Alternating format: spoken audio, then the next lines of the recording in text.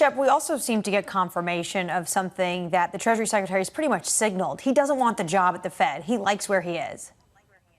Yes, he does. And the president made very clear that he had 4 candidates. He talked about the 2 Kevins, Kevin Warsh and Kevin Hassett, as being contenders. But he made clear that Scott Bessent really wanted to stay in his role as Treasury Secretary. He was enjoying the job. And he made clear that, look, Scott Bessent's name can come off the list, the one that we have been maintaining here, many other media outlets have been maintaining, and looking to see who might succeed Jerome Powell as chair of the Fed here.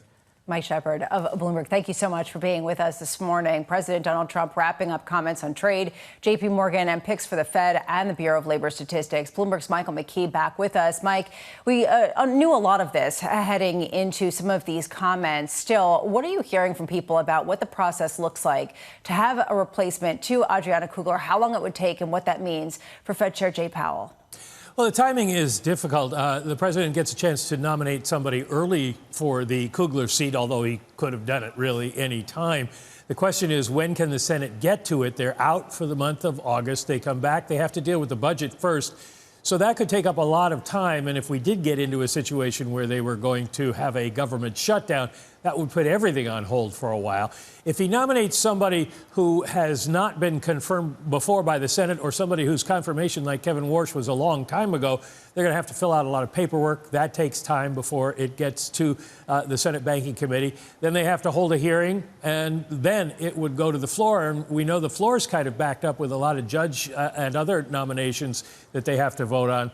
So it may not get the president a whole lot of time in advance of when Kugler would leave, unless you're looking at having a chairman in waiting, in which case that person would probably be in office by December or January and would be able to counter anything that Powell said and maybe confuse the markets a bit. Mike, right now the market is pricing in almost a 92% chance of a Fed rate cut next month. And this comes after what we got on Friday, which showed a much more rapidly deteriorating labor picture based on the revisions. How much do you think that really did single-handedly change the view of a number of Fed members? We did hear from Mary Daly of the San Francisco Federal Reserve talking about how one rate cut, maybe even 2, could be in order.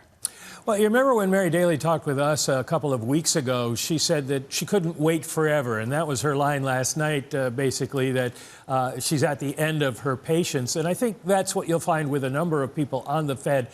They have been anticipating that the data that they got between their meeting and the next meeting on September 17th would help them make up their minds, because they'd have more employment data, more inflation data.